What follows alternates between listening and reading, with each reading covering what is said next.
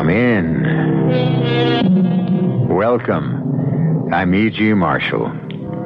This time, a mystery. A puzzle, if you will, which I challenge you to solve. As with all mysteries worthy of the name, each clue will be honestly and plainly presented to you. And yet, unless I miss my guess, the answer to the puzzle will elude you till the very end. We'll play a game of wits, you and I, just for the fun of it, and see who wins.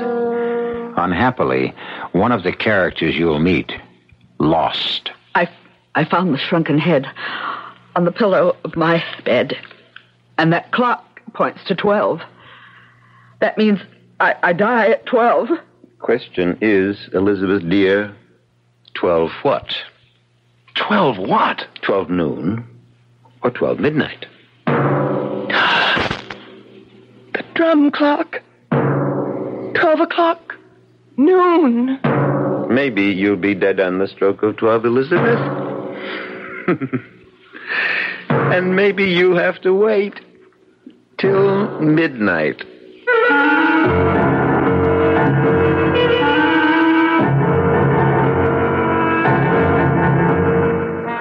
Our mystery drama, Sting of Death, was written especially for the Mystery Theater by George Lothar and stars William Prince. It is sponsored in part by Anheuser-Busch Incorporated, Brewers of Budweiser, and Buick Motor Division. I'll be back shortly with Act One.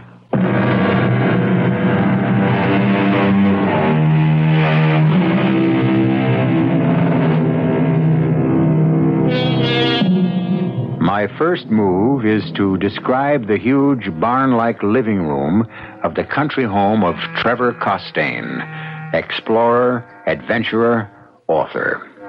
And the living room reflects the trophies of his travels.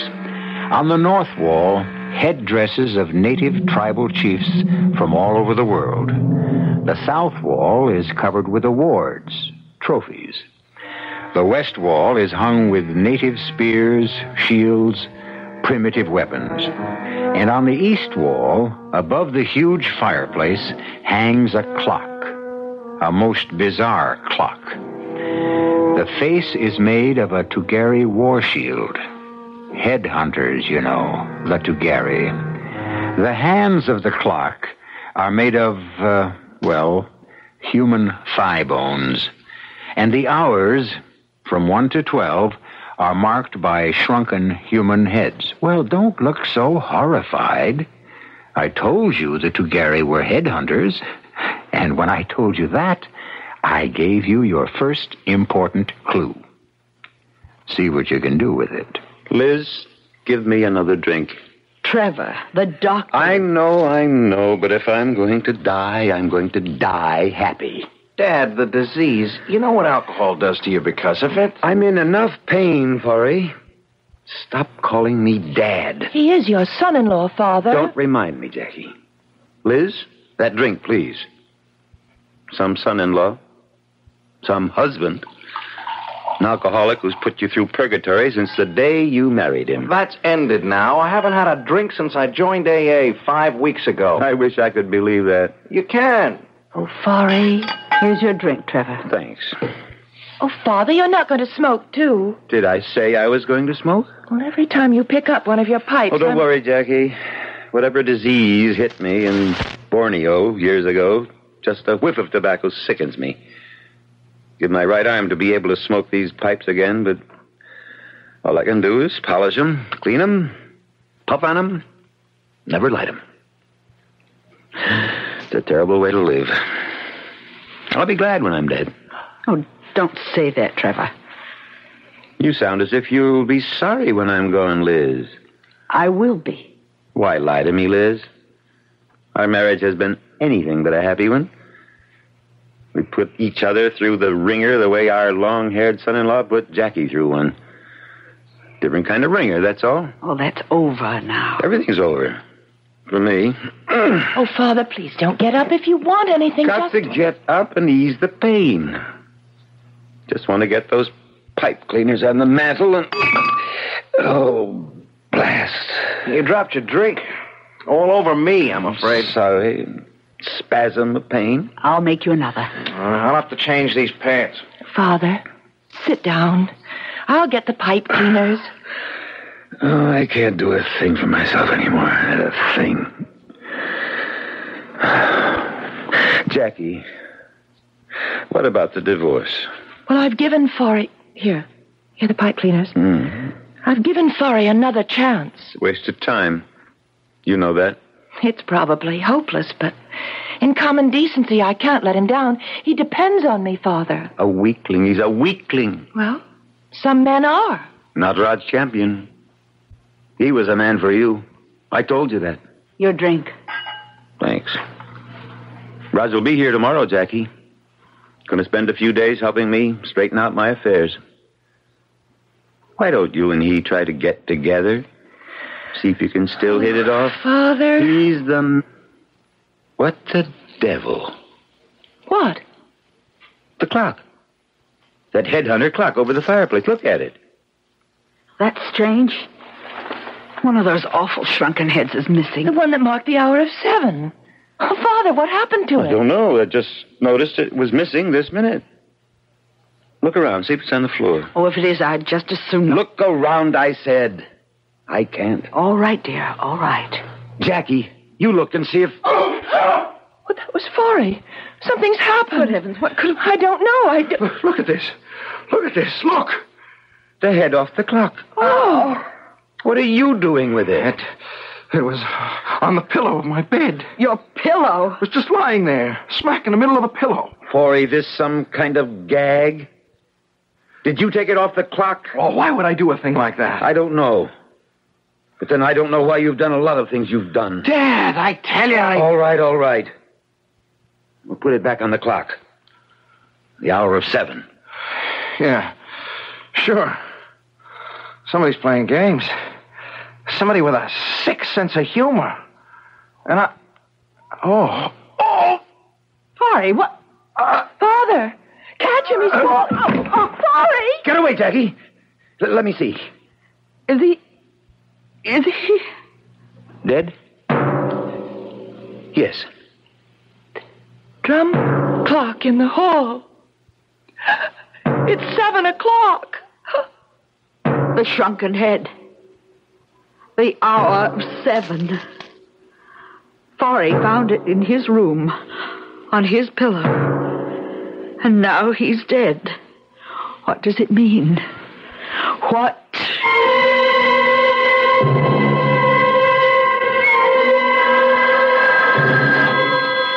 Yes?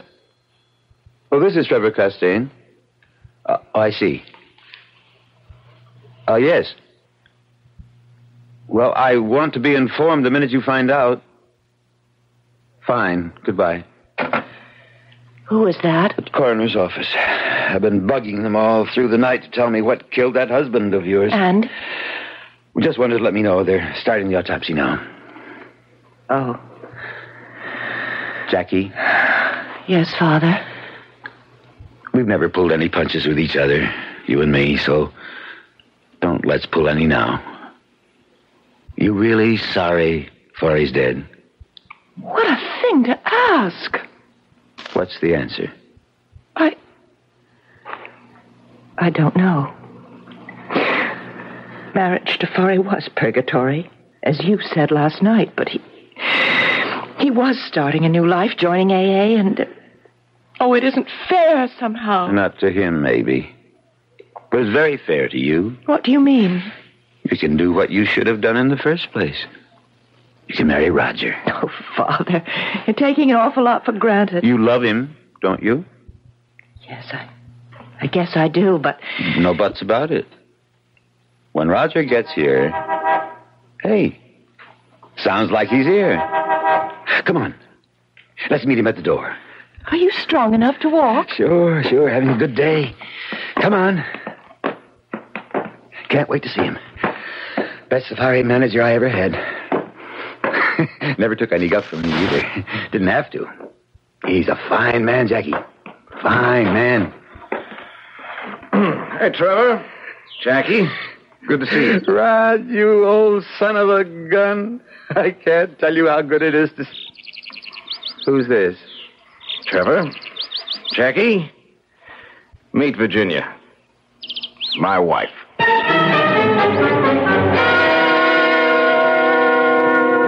You've no idea. No idea at all what killed Forey? Well, they're doing the autopsy now, Raj.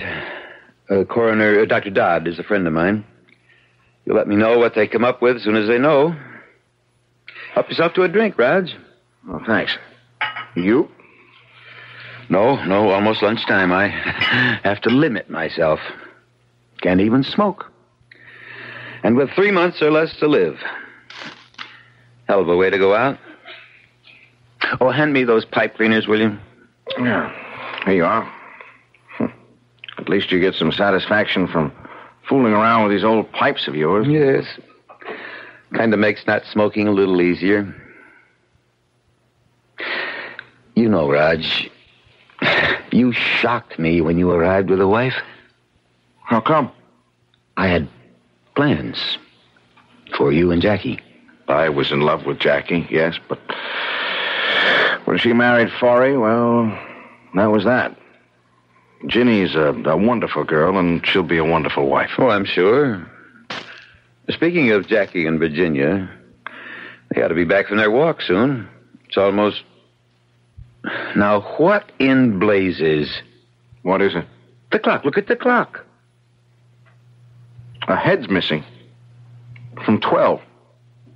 Now, what does this mean? Well, probably nothing at all. Probably just fell off. It didn't just fall off. And don't bother looking for it on the floor. Someone took that head off the clock, Raj. And unless I miss my guess, it means someone else is going to die. Oh, I can't believe that there's any significance. Oh, Father. Roger. Is something wrong? Jackie, your mother's still asleep in her room, worn out after last night. Better get her down here. Well, why? What's happened? The head is missing from the clock again, this time from the hour of 12. Oh, no. If it means another death, well, never mind. Wake your mother up and tell her to come down here. Liz, stay here. All of you. I'll handle this. Father, when did you discover this head missing? Just now. Seconds before you and Virginia came back from your walk. But, Father, you don't think it means... It can't mean another... I'm afraid it could. Easy, Elizabeth. Trev, she woke up a minute ago to find this beside her on the pillow. The shrunken head. Oh, Mother. Oh, Am I going to die? Is that what it means? That I'm going to die the way Forey did? of course not. 12 o'clock. My head is missing from 12 o'clock. I'm going to die at 12. I know I'm going to die at 12. Question is, 12 noon or 12 midnight? Oh. I didn't think of that. Well, you'd better. Oh, how can you be so callous? That head. That shrunken head. You put it on my pillow. What? It would be just like you to do something crazy like this. Because you're sick, Trevor. Mother, He is please. sick. I don't know how he killed Forey. Before our eyes, yours and mine, killed him. But he did. And he's going to do it again. This time to me. Take it easy, Elizabeth. When? When is he going to do it? That's the only question now. The only question that interests me. When, Trevor? 12 noon? 12 midnight? I don't mind dying, but I can't bear not knowing when. Tell me, Trevor. Tell me.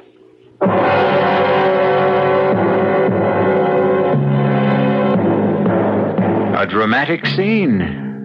And an intriguing one, don't you think? If I were you, I wouldn't at this moment be asking, was Forey murdered? And will Elizabeth meet the same fate?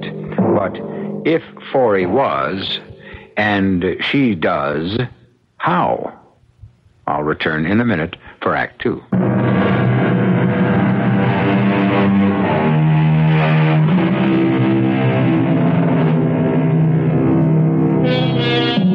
At this moment, you have all the clues you need. In fact, all the clues you're going to get, because that's all there are to answer the riddle of how Forey Prescott died. And, let's face it is murder. And who killed him? If it comes to that, who will murder Elizabeth and how? For surely she too is going to die. 9, 10, 11, 12. Catch her. She's falling. I've got her. Elizabeth? I'm all right. Oh, Mother, thank heaven you're alive. So you see, my dear Elizabeth, I didn't murder you after all. Oh, only because you mean to prolong the agony, Trevor. Now I must wait till midnight. Why? What do you mean, why? You can simply leave. Get out of here now. Yes, Mother, you can do that. I'll drive you to town. You could stay at the motel. Or if you want, I'll take you to New York. You could... No. But, Elizabeth, if you're afraid of being murdered at midnight... Then let it be at midnight. And get it over with. It's crazy. All this talk about murder. You, all of you, you're assuming Forey was murdered when you don't even know what he died of. For all you know, he could simply have dropped dead. A heart attack. Cerebral hemorrhage. Why have you assumed, the three of you, Jackie, you, Trev, you, Elizabeth, why have you assumed from the start that Forey was murdered? But if he wasn't, Raj, what's the meaning behind the shrunken head? We discovered the head was missing from the hour of 7 on that awful clock above the fireplace.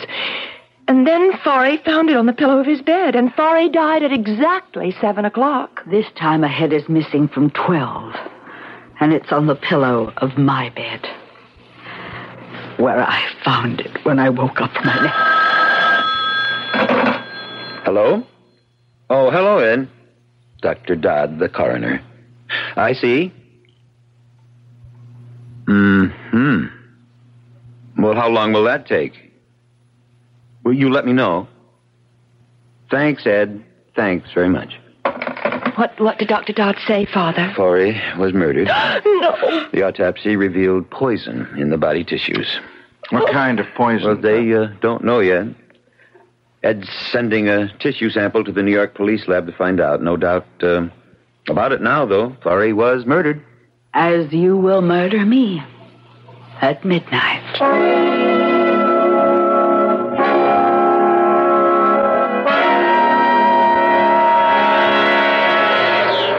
Darling, let's sit down a few minutes before we go back.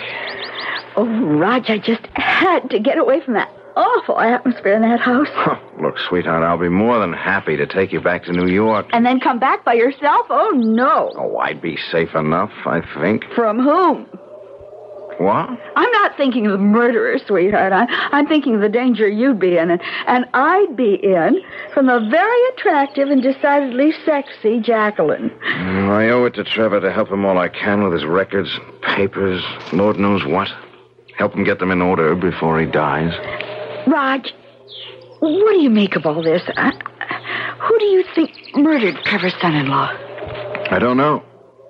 Could be Trevor. He hated Forey, but then it could be Jackie. She hated him, too. What about Mrs. Costain? Elizabeth?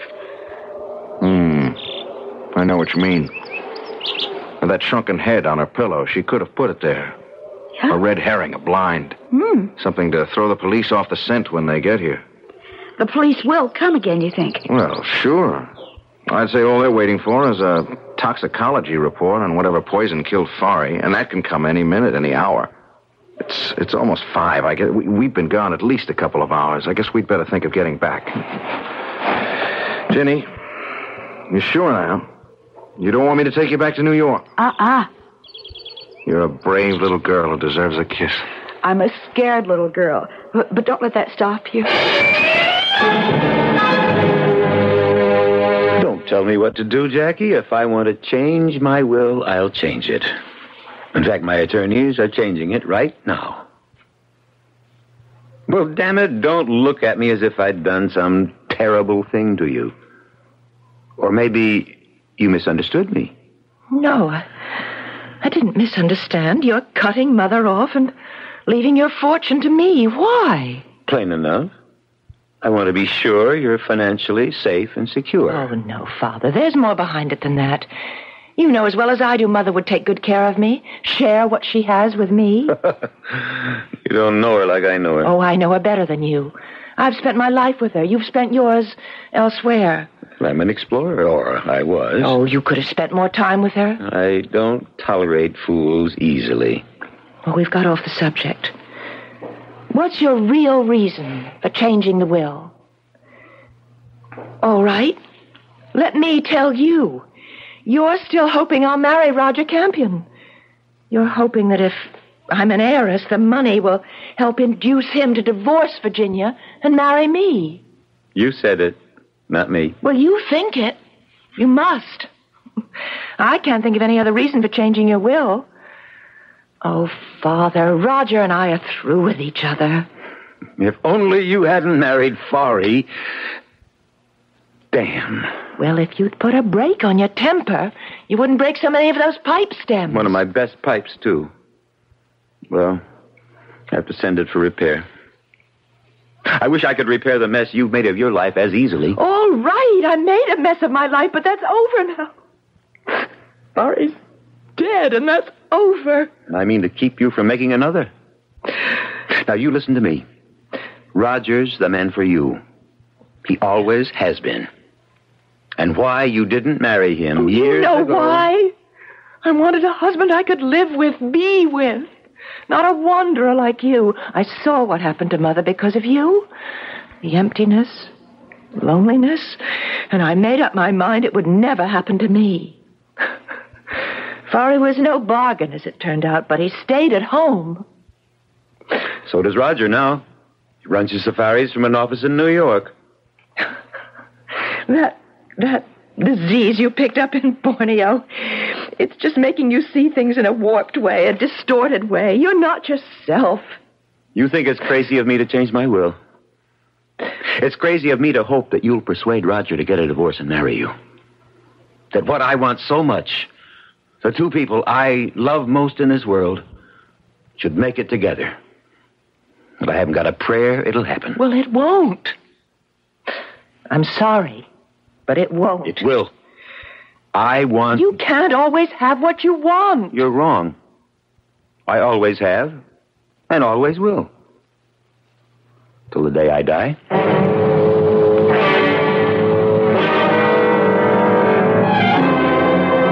Midnight. It's nearly midnight. Jackie, where's your mother? I told you. She's locked herself in her room. And I told you I want her here in this living room at midnight. Go get her. She won't unlock the door. She feels safer locked in her room. If you won't go and get her, I will. Weak as I am, I'll go up there and break the door down. I want her here. Give it another try, Jackie. All right. And tell her I'll come up and break the door down. And you go get that piece of fluff you married. I want her here, too. That little piece of fluff I married is probably fast asleep. And Trev, I'm not waking her. You will do as I say. She's had a rough time since we got here this morning. If I'd known what we were heading into, I wouldn't have come, let alone bring Ginny. She went to bed after dinner, and that's where she's going to stay. All right. You know, that's the one thing I always liked about you, Raj. You never failed to stand up to me. You take a lot of standing up, too. Not anymore. Hand me that rack of pipes, will you? The one with church wardens. Church wardens? Oh, the ones with the long stems. Yes. They're beautiful, Trev. They really are. Any practical reason for the extra long stems? Well, sure, they cool and filter the smoke. Longer the stem, the better. Oh, you finally decided to join us. You decided, Trevor. Why are you so determined to have me here in this room at midnight? Elizabeth, why were you so determined to stay in yours? To put it plainly, so you couldn't kill me. You've eaten no dinner? You've had nothing to drink all to cut day? down the chances of your poisoning me the way you poisoned Fari. I locked myself in my room to cut the chances down even further. But, well, here I am. You wanted me here, in this room, so you could murder me. And I'm sure that when the drum clock strikes at midnight, you will. How, I don't know, but you will. It's never occurred to you, I suppose, that I want you here so I can protect you. Protect me? Is that so hard to believe? Oh, very hard. In fact, impossible. Well, less than a minute now to midnight. Roger. Yes, Elizabeth? Goodbye. I want you to know that, like Trevor, I too have always been very fond of you. Respected you. Hoped you and Jackie would marry. But I also want you to know that you couldn't have done better when you married Virginia. She's a fine girl, Roger. Just the kind of wife you need. Goodbye, Roger. Elizabeth, you're sounding as if you were going to your execution. In a way, that's what it would be. Nonsense. You're not going to die. You're standing here in this room, as healthy a woman as I've ever seen. We've let Fari's death overshadow everything, warp our thinking, make us expect death. But look around you, Elizabeth. Where could you possibly find a more home-like scene? A scene that ought to reflect contentment rather than anything else. Contentment? I mean, look around. The fire blazing in the fireplace, Trev polishing his pipe. The friendly warmth of an old house where... Midnight. Jackie. Mother? Let me hold you. Mother, you're not going to die. You I am, I know it. Elizabeth, this is nonsense. It's ridiculous. Trevor, I'm waiting. What do you mean, waiting? For you to kill me. Murder me. If I murder you, Elizabeth, it'll be the neatest trick of the week. I couldn't agree with you more. Oh, Mother. Oh, Mother! I tried to catch her, but... No. Jackie, stand back. Let me... She's dead. But how? How? One moment she was alive and the next... dead. Roger, what killed her? What killed Fari? What?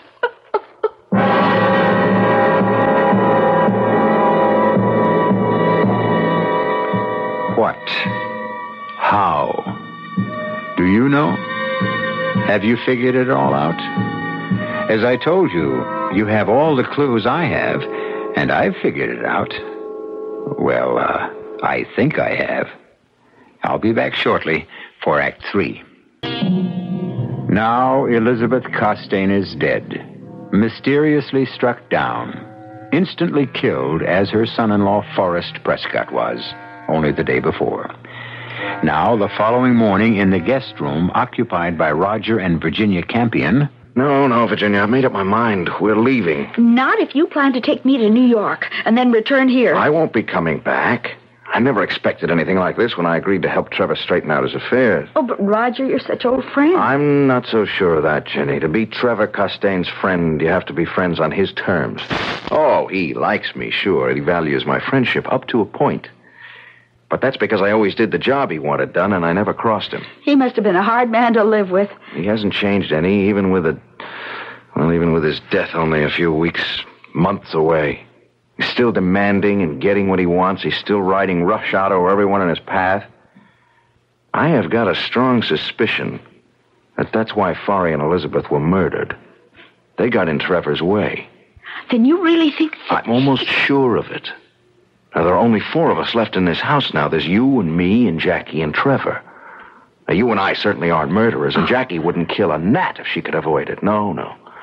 It's got to be Trevor. What I can't figure out is how he killed them. What's that? Oh, I thought all the police had left. Oh, it's the last car heading out of the driveway now. Come on, Ginny, let's get these bags packed. I want to be heading out of that driveway, too. And just as soon as possible.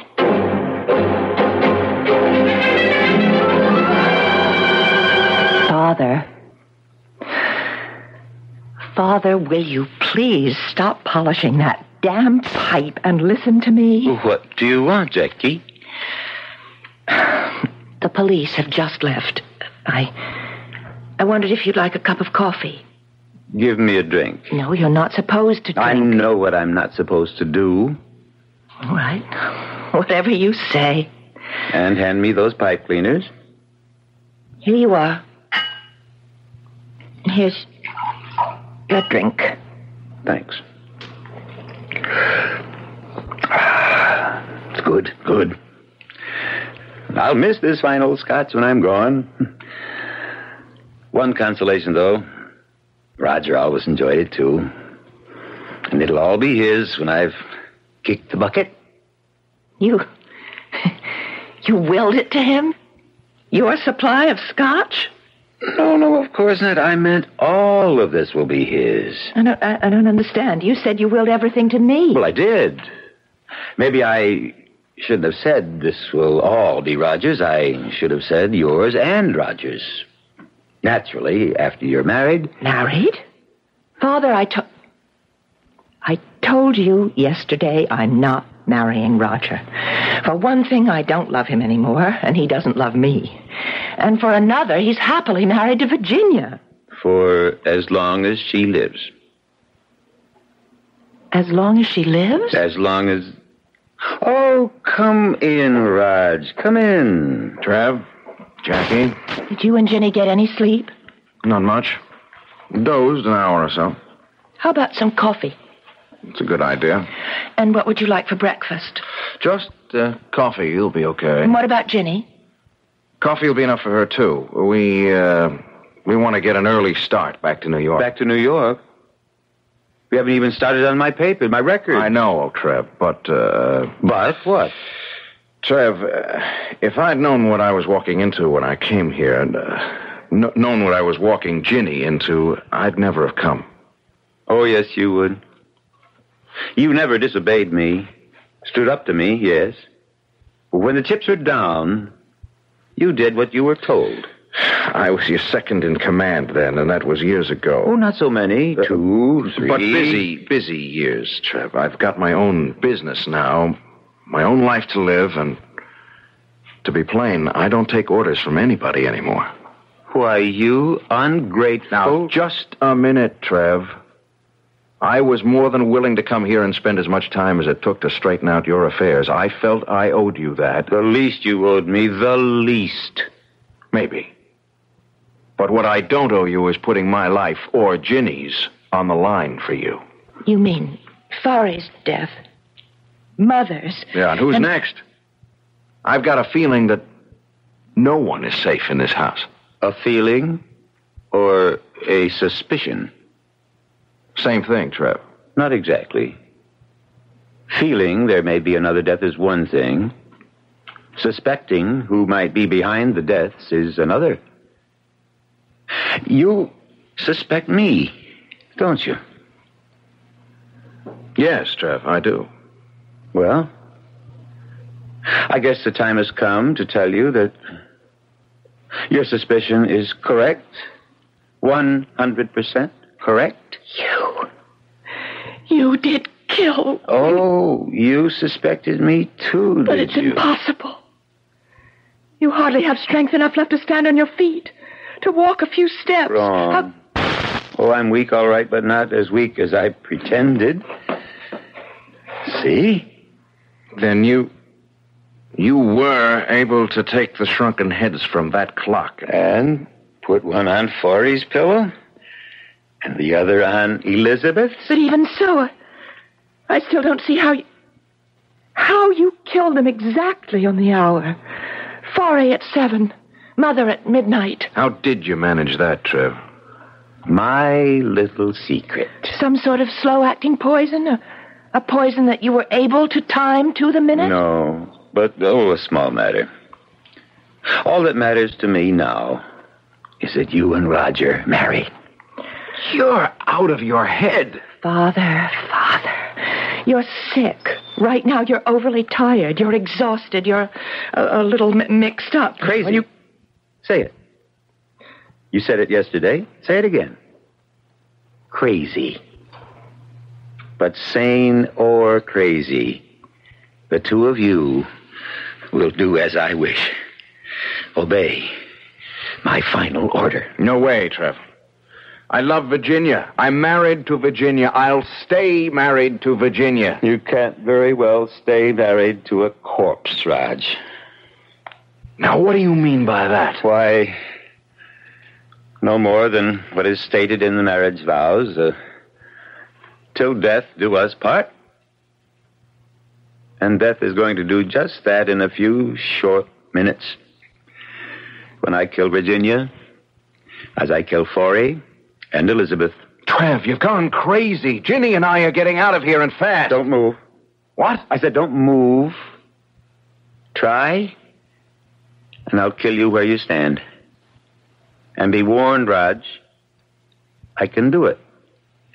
Jackie? Yes? Get Virginia. Bring her here. Father, Do as I order you. But Do you want him to die now, before your eyes? Jackie, no. I'd better do what he wants, or he will kill you, Raj. Get her in here, Jackie. No need. I'm here. Ginny. I heard every word he said. He will kill you, Raj.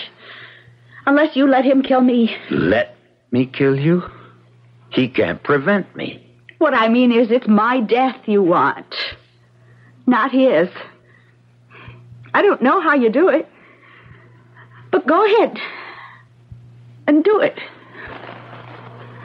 Kill me. Ginny, you're out of your mind. I love you, Raj. Too much to see you die. Answer that, Jackie. Hello? Yes, Dr. Dodd. It's for you, Father. You talk to him. I can't at the moment. Oh, if Father can't come to the phone, Dr. Dodd, could you give me... Oh, I see. Yes. Yes, I'll tell him. Well? The poison that killed Forey and Mother, too, I guess. The New York police identified it. Curare. Curare? So, that's how you did it. What is curare? It's a poison used by New Guinea headhunters to kill their victims, kill them instantly. How? With darts, thorns, dipped in the stuff, shot through blowguns. Yes, but how could Father... Oh, good Lord. Oh, Lord. The pipes.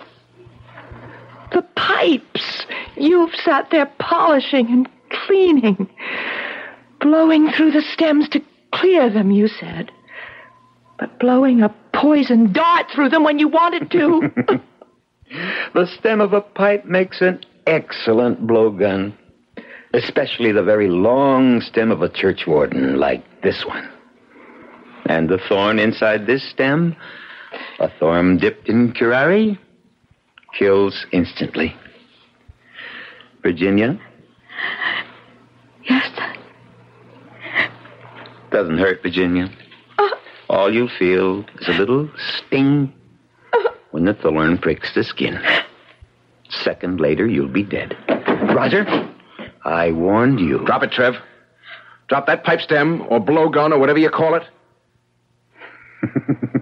I don't see anything funny. You standing there holding that Masai war spear over your head, ready to throw it. You look a little silly, Raj. You're not exactly the Masai warrior type. I know how to throw one of these things, and you know I do. You've seen me do it. In Africa, yes. Those Maasai spears fascinated you. But you practiced every day. Got quite good, too. But not good enough to put that spear through me before I blow this dart into your wife. Not you. I'm not going to throw it into you. I'm going to throw it into her. Me? Kill Jackie? You leave me no choice, Trev. You love your daughter. You love her more than anything, anyone on this earth. Kill Jenny, and I'll kill her. You haven't the guts. Yeah, try me. Jackie, take that pipe stem away from him. Give it to me, Father. Take it. I know when I'm licked. What are you doing? I'm calling the police. All things considered, Trev, the quicker you're taken into custody, the better. If you want to move really fast, call the morgue. The morgue? I gave Jackie the pipe stem, but I kept the thorn. Father, no!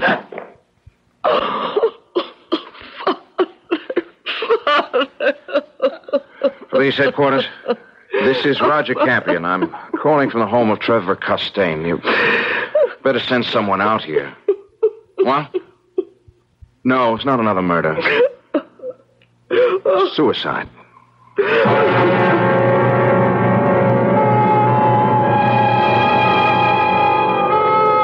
You'll admit I did play fair with you. From the very beginning of this mystery, you had all the clues, all of them, including the shrunken heads, the New Guinea headhunters who you might have known use curare, and a clue that gave everything away. Trevor Costain's absorbing interest in his pipes. When E.G. Marshall plays fair, he plays fair. I'll be back shortly.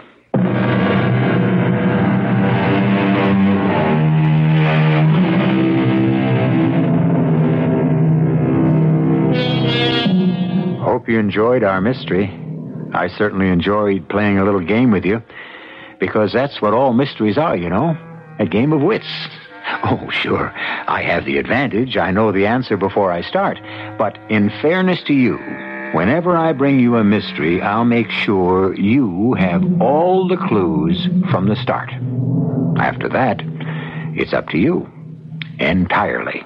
Our cast included William Prince, Tony Roberts, Marion Seldes, and Martha Greenhouse. The entire production was under the direction of Hyman Brown. And now, a preview of our next tale. I drew my sword, ducked into the shadows, and thrust my back against the door. And to my amazement, it gave way behind my weight, opening to let me into possible safety. As it gave behind me, I heard the hound pack on my trail. I thought to close the door, not quite in order to observe what had happened outside, but as I pushed gently, of a sudden, as though it was whisked from my hands, it thudded shut. From what pursued me, I was safe. That door could stand a battering ram. But a new and strange threat had developed. I had no desire to close the door all the way shut. It had been snatched from my hands with no control from me. I was trapped. Radio Mystery Theater was sponsored in part by Buick Motor Division and Anheuser-Busch Incorporated, brewers of Budweiser. This is E.G. Marshall inviting you to return to our Mystery Theater for another adventure in the macabre. Until next time, pleasant dreams.